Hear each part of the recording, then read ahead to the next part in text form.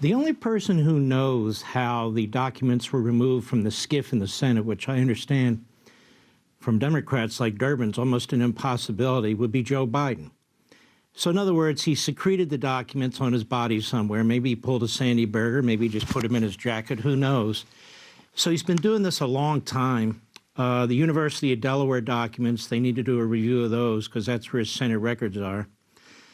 But I'm going to suggest something here. There needs to be a federal grand jury investigating Biden, not Pence. We know what happened with Pence. It's pretty obvious what happened with Pence. But the various locations, I mean, they have a grand jury for Trump, and we know where his documents are. They know where the documents are. They were negotiating over the documents. For some reason, they decided to criminalize the entire event. Well, he wouldn't give them the documents back. Are you kidding me? Just a matter of time. You negotiate these things, and you don't run around yelling obstruction, obstruction, obstruction. There's no obstruction. You know, you have these phony legal analysts and these pathetic professors running around. There is no obstruction. The FBI could have taken them any time they wanted. They know where they were, and they were protected by the Secret Service. In the case of Biden, he's got documents from the Senate. He's got documents in a closet in a phony think tank where money's being laundered for him from the Communist Chinese.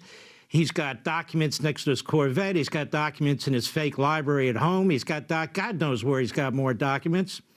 So, but only Joe Biden can tell us how some of these documents wound up where they did. So he needs to be questioned under oath. Now, there's other things going on here that are very troubling to me. The reason why Merrick Garland will not appoint a special counsel to investigate the Biden crime family is because Biden and that whole team of left-wing reprobates over there at the Department of Justice, they know this.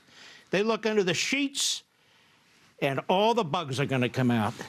They know if they start with one email, it's going to lead to others. They know if they start with one wire transfer, it's going to lead to others. They know if they bring Bobulinski in front of a grand jury, it's going to lead to trouble.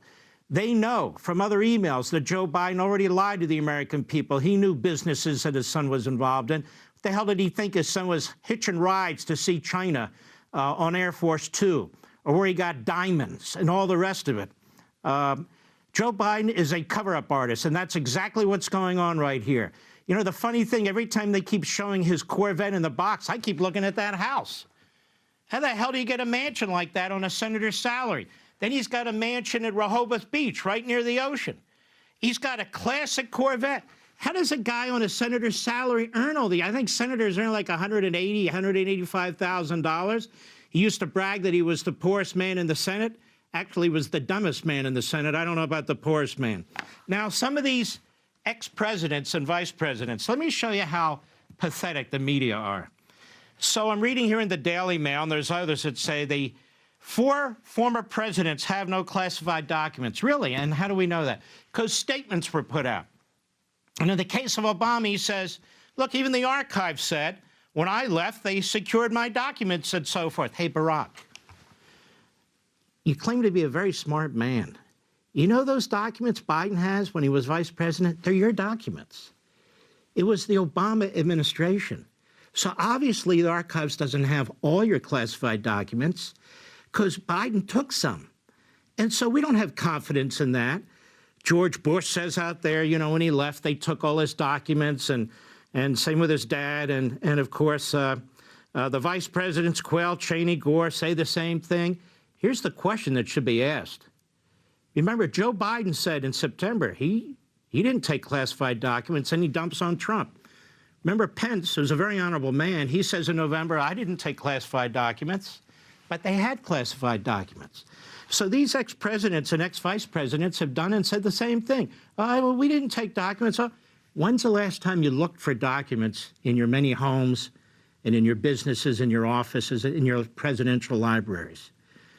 Mike Pence went back. He didn't think he took documents. Then they looked and they found some. When is the first time, even your private lawyers and staff, presumably with clearances, look through these facilities to see if in fact Cheney and Gore and the others have private documents? They haven't. So this story means nothing. And the bottom line is, if Joe Biden can walk out there out of the SCIF in the Senate with purloined documents, how do we know other senators haven't done this and well? Now, I've been mistakenly interpreted as saying, this is no big deal, everybody does it. Quite the contrary. It is a big deal. But what bothers me is that Donald Trump is treated one way and every one of the others is treated another. And so USA Today puts out this ridiculous story and says the vice president can declassify documents. So after everybody's saying Trump can't, because there's no evidence that he did, they say vice president can. No, he can't. Well, we have a 2009 executive order where Obama said, you know, people could declassify. No. It's called the Constitution. The reason the president can classify and declassify at will is because he's the head of the executive branch. That's the reason. The vice president is not. He's no different than the Secretary of State for these purposes or the Attorney General. So the vice president cannot declassify information at will. People who classify information, Obama said, can declassify it. Fine. They have rules they have to follow. The president, Trump, does not. And people say, well, what's the evidence that he declassified? I'll tell you the evidence. The boxes were taken when he was president and removed and taken to Mar-a-Lago. Gee, what? That means they're declassified. No, they're classified. So you mean Donald Trump intentionally violated the law? No, it's ridiculous. The whole case against Trump is ridiculous. And the more of this we see, the more preposterous it is. So I have a suggestion, Sean.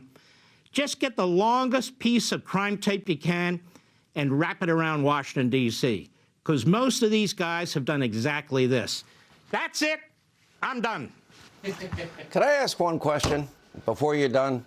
How come you're the only guest in the history of cable news that tells the host when they're done? I just try to understand that. It was a great analysis. Because, I'll tell you why. Because most guests are looking for FaceTime. I say what I have to say and I get the hell off. That's why. I said I'm done. That's it. I'm done. I'm out of here. Thank me. God bless us. All right. You're a good man. Want to see more Mark Levin? Go to LevinTV.com and subscribe now.